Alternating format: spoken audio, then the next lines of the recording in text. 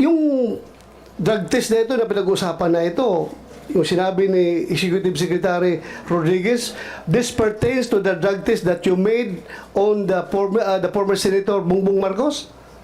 Yes. Yung ba ibig mong sabihin? Yes. Opo. Yan yun? Opo. So, you said that particularly cocaine ang tinitest ninyo. Why cocaine? Yun po yung hiningi niya Hiningi ni nung pasyente. sinong pasyente? Si Marcos po. President Marcos. Then Senator Marcos. Yun ang gusto niyang hingin about cocaine. yun po lang ang So, hiningi niya. your laboratory is capable of tracing cocaine residues dun sa ihi ng pasyente. Yes po.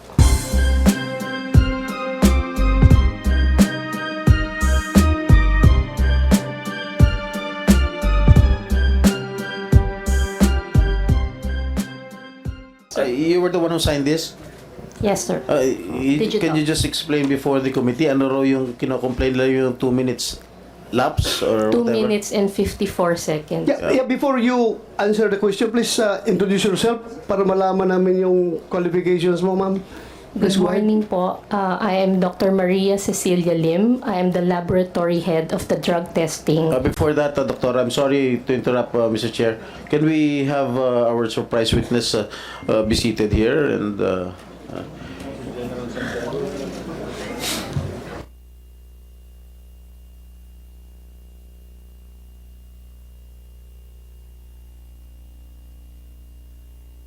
he is the former PDEA chief. Of course, you know him very well, Mr. Chair.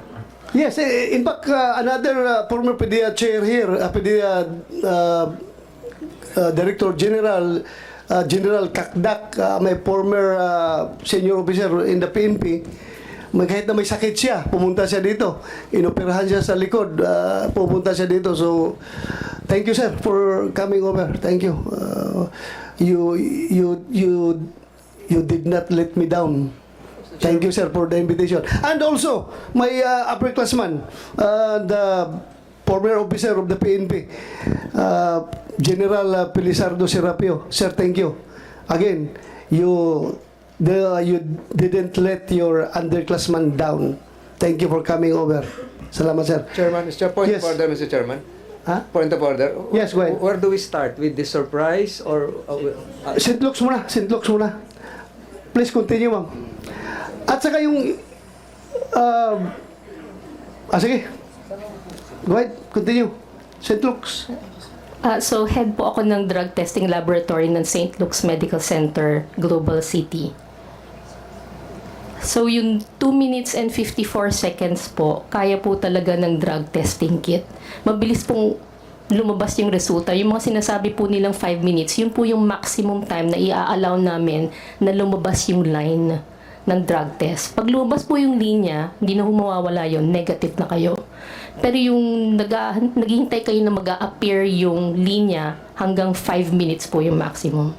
So we can get, 40 to 50 seconds, may resulta na po. 40 to 50 seconds, may resulta na. So yung doubt nila na 2 minutes so fast is not improbable and is not impossible. Correct, sir. Correct? Yes, sir. Okay, we May have the linya ba answer. lumabas, Doktora?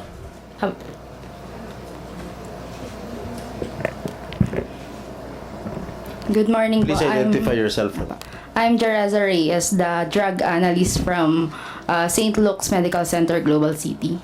So, as the analyst po, yes, may lumabas po na line. So, sa drug test kit po natin, meron dun yung control line at saka yung line for the drug analyte. So, dun po sa resulta, may lalabas po dapat siya talaga na line as negative. Negative. Yes. Negative. Yes po. Alright. Dr. Fernandez, and to Ms. Reyes, yung 2 minutes and 54, 57?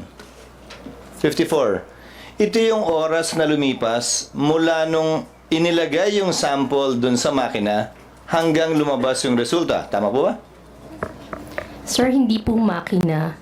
Ito po ay drug test kit na para pong pregnancy test kit or So, parang para ginaganon yung ka na? COVID. Hindi naman po.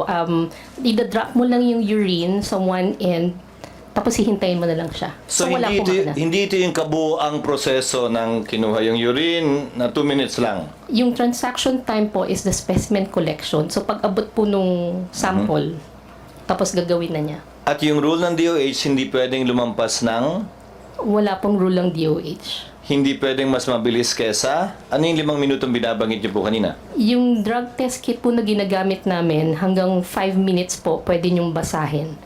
Now, I remember the press con of then Executive Secretary, no, he was not yet Executive Secretary at that time, he was about to be, Vic Rodriguez. Sabi niya, tinest daw po sa lahat ng uri ng droga. Ano-ano pong klase ng droga tinest o lahat po ba kasama? Kanino po? Kay Yung test po na ginawa ninyo, cocaine lang po ang pinagawa. cocaine lang po ang pinagawa. Opo, Hindi po kasama ang iba. hindi po. Yung resultang yun po ba isinapubliko? Ano? Ano daw? I saw it on GMA, read it on in the papers. The results of the drug test. Is what?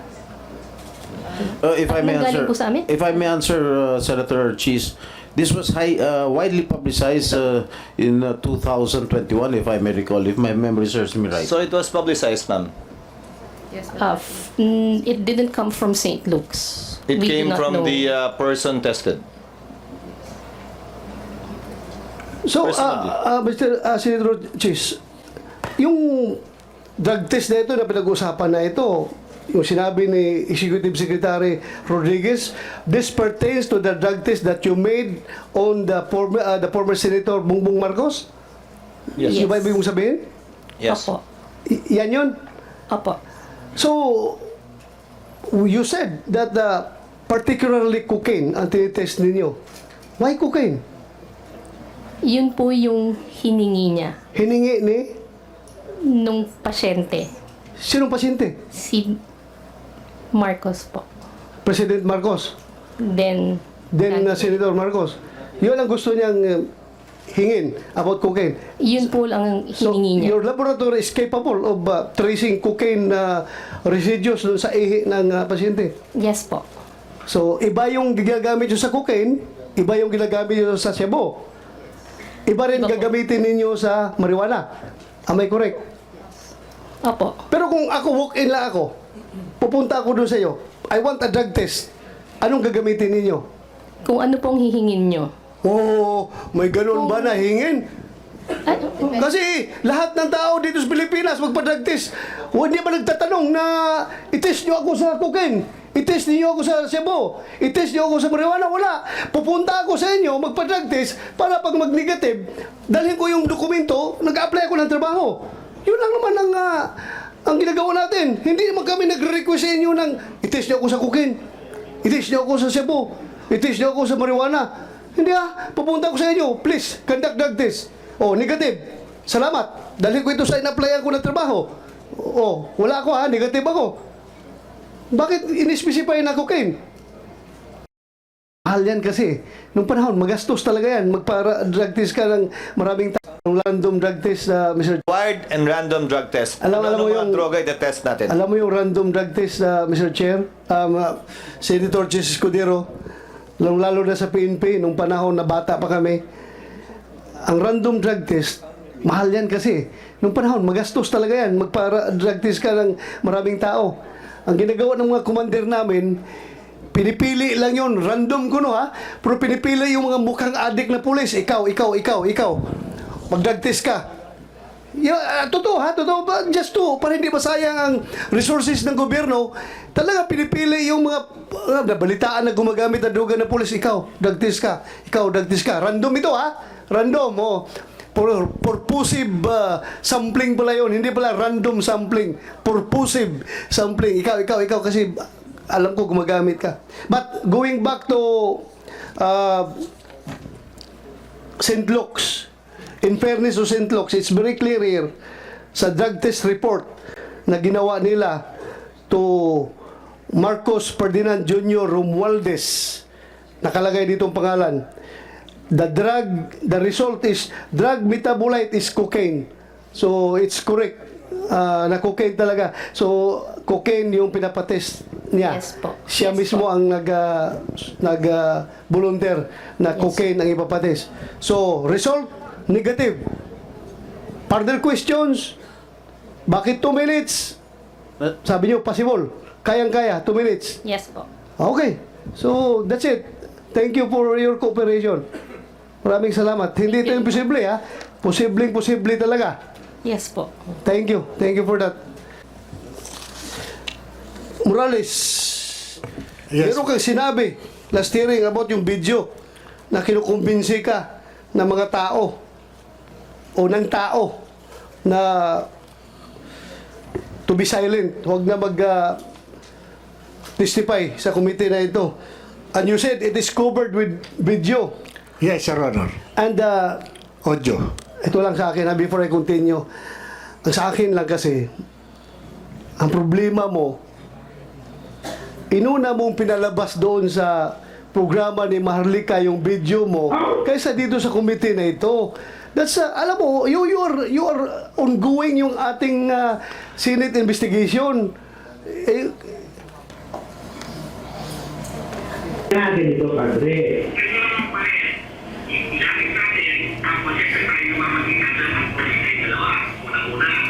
Hindi.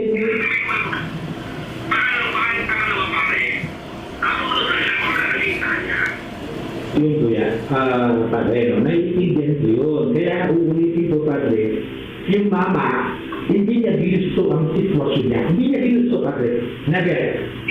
Sinabi ko na pero ayaw mo hawakan yan. Kaya mo siyang hawakan. Kaya kong iparating yung mensahe. Pero yung sariling desisyon. Kaya mo mapapagit ang pangalan. Huwag mo mapapakita kahit anong bakit. Kaya na. Ibig sabihin, Padre,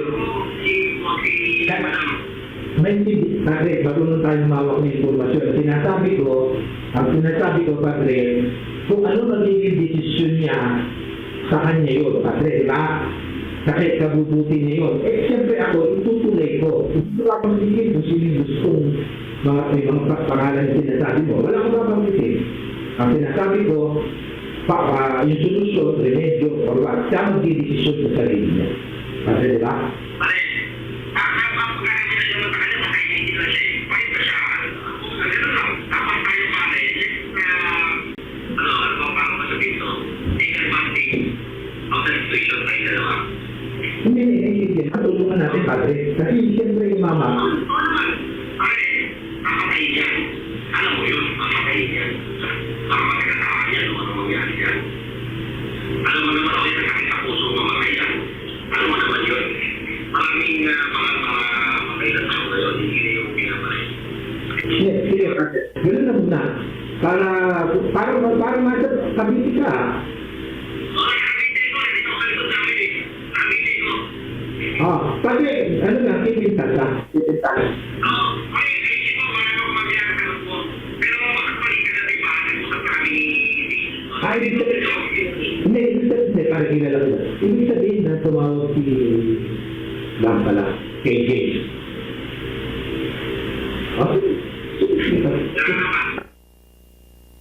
Nandito ba si James Kumar? Kumsik? We invited him, sir. Oh, ano sabi? Hindi siya nag-confirm, sir. You include him in the subpoena? Yes, sir. Yes. Ha? Nag-sharing? Mr. Chairman, Yes. can we be furnished with the witnesses, their criminal record? They'll be asked to testify here in the Senate. I'm curious. I'm very concerned na meron po silang criminal record and past cases. So baka ma-update po. Maybe we can ask for an update on what these cases are, what the status Yes, of these cases. Gapolcom, since empleyado nyo ito, I'm sure you have records of the cases of Santiago and also DOJ. We will ask kung merong criminal cases ito si Enriquez. Yes, Your Honor, I will comply. In fact, I have all the documents with me. Okay, please submit to this committee. Yes, Your Ha? Honor. And also, Napolcom, Yes, Your Honor. ikaw rin na Eric Santiago, sinasabi mo, hindi lang yun ang kaso mo, mas marami pa. Bigay mo dito lahat ng kaso mo para malaman natin kung sino ang astig. Ha? Sige, thank you. Mr. Chair, Yes. off topic. Anong status ng mga kaso mo, Picoy? Sir, yung iba po na dismiss na, yung iba sir, under appeal sir. Walang conviction? Yung robbery extortion sir, under appeal po. I-appeal po namin. Hindi ka na-convict? Na-convict sir, pero Join the club? Thank you sir, salamat. Siyensya na sir, hindi ako sanay magsalita sa maraming tao. Panglubog lang sir eh. Please continue. Gusto ko rin gamitin ang oportunidad na ito upang humingi ng taus-pusong paumanhin sa mga taong walang kinalaman sa aking plano, ngunit alam kong grabing naapektuhan dahil sa paggamit ng kanilang mga pangalan. Unang-una po, kay paring Romy, pare, pasensya na, nasama ka rito. Pero I have to do this eh.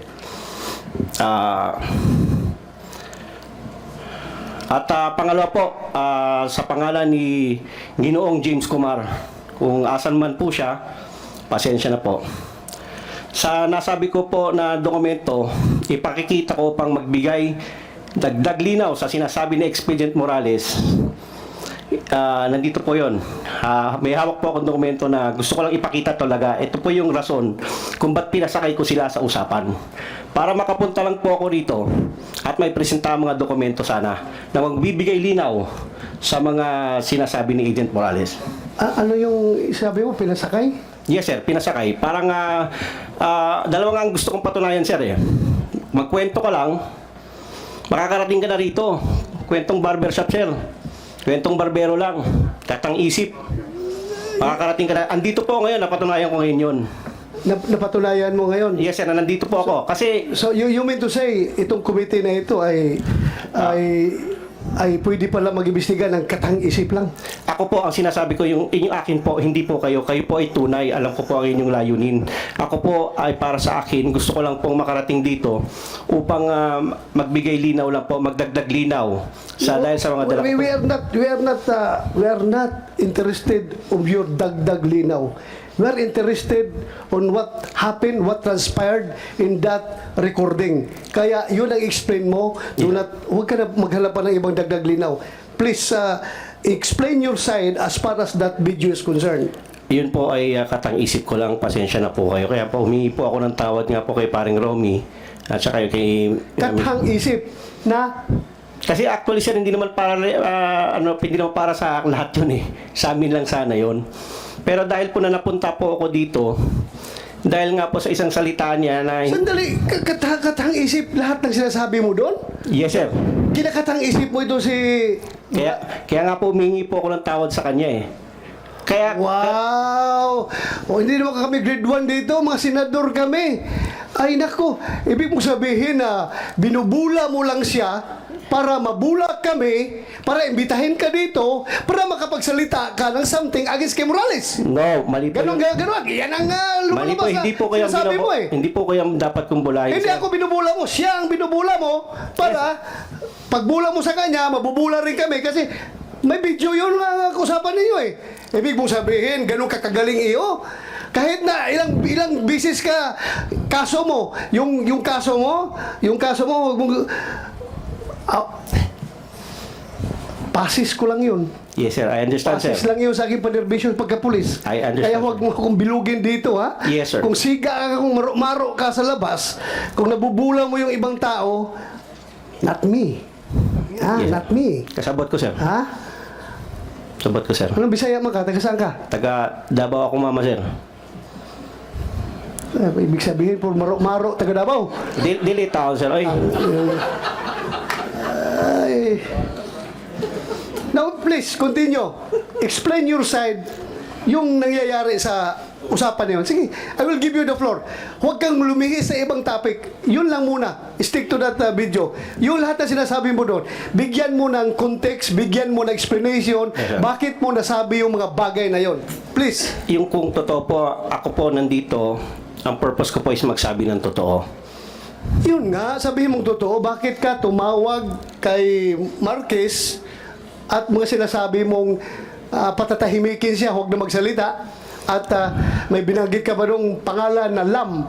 Ano yung Lam na ibig mo sabihin? Sir, actually sir, naririnig ko lang sa YouTube yun sir eh. You play, Kumsek, you play. Baka sabihin naman, Hindi, ibig sabihin, sir. baka ibig sabihin, yung committee na ito, gumagawa na naman ng AI generated video recording, ha? Kumsek, please play the video. Yung sinabi niyang lam.